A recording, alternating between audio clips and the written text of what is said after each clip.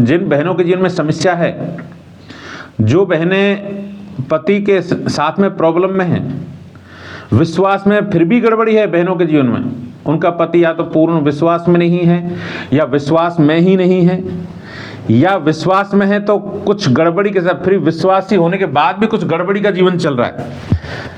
मैं व्यक्तिगत तौर पर ऐसी कई बहनों को जानता हूं, और हमारी और भी बहनें हैं जो चाहे शादीशुदा ना हो, लेकिन मैं आपसे क्लियर कट कहना चाहता हूं कि अपने अपने पतियों के अधीन रहना सीखिए। उनको उनका पास्टर मत बनिए, आप उनका टीचर मत बनिए। समस्या ये है कि बहुत सारी बहनें हमारे पति का टीचर बन रही हैं। पति का टीचर मत बनिए, उनको ज़्यादा सिखाने की कोशिश मत करिए। आप पहले अपने आप को मजबूत करिए, अपने आप को तैयार करिए। आप,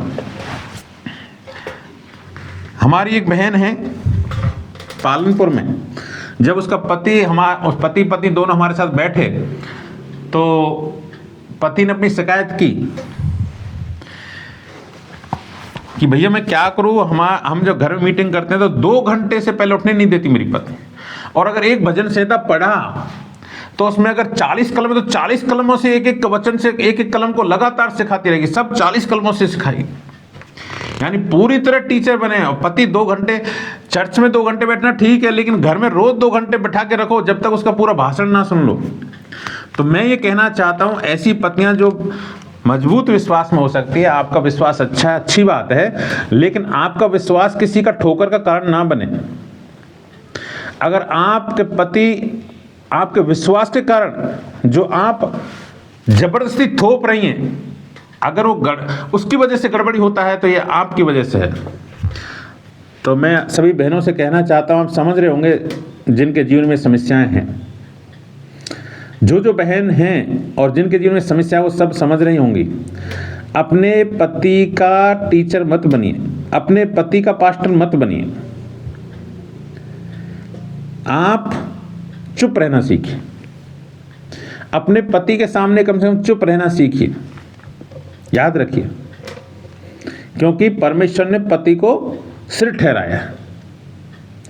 आपके पास ज्ञान है, अच्छी बात है, लेकिन अगर आपको सेवा का मौका मिलता है तब आप बोलिए सबके सामने। अगर आपको परमेश्वर आत्मा में कुछ बोलने के लिए बोलता है तो सबके सामने बोलिए, लेकिन अकेले में पति को लगातार टीच करना, लगातार उसको सिखाना, आपके विरोध में हो जाएंगी बहुत सारी बातें। और मैं बहुत सारे हमारे मिनिस्ट्री के बहुत सारी बहनों के जीवन में समस्या है, तो याद रखिए, आप अपने ज्ञान को अपने तक सीमित रखिए, और जब आपको बोलने के लिए बोला जाए, चाहे चर्च हो चाहे बाहर हो, तभी बोलिए। अगर आपको खड़ा किया जाता है गवाही दीजिए, तब गवाही देना। अपना ज्ञान मत फेंको बाहर।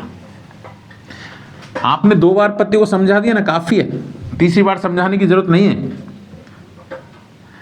तो मैं सिर्फ आपसे ये कहना चाहता हूं, मेरी बहनों से जिनके परिवार में कुछ समस्या है और पूरा परिवार विश्वास में नहीं आ रहा है, पति पीछे है या पति के साथ झगड़ा होता है, वो बहनें चुप रहना सीखिए।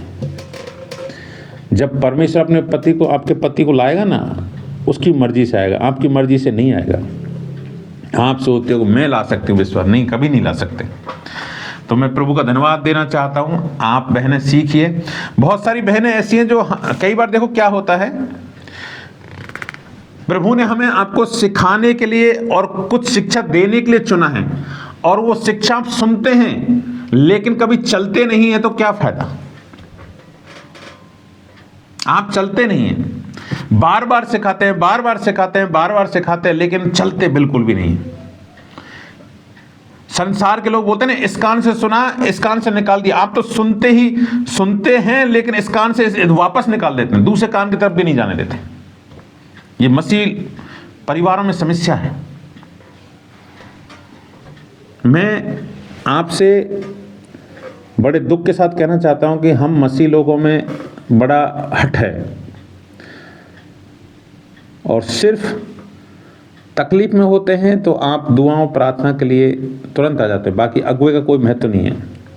सिर्फ अपनी मसीह लोगों को, मसीह की किसी को जरूरत नहीं है, ऐसा मुझे कभी कभी लगता है, फील होता है।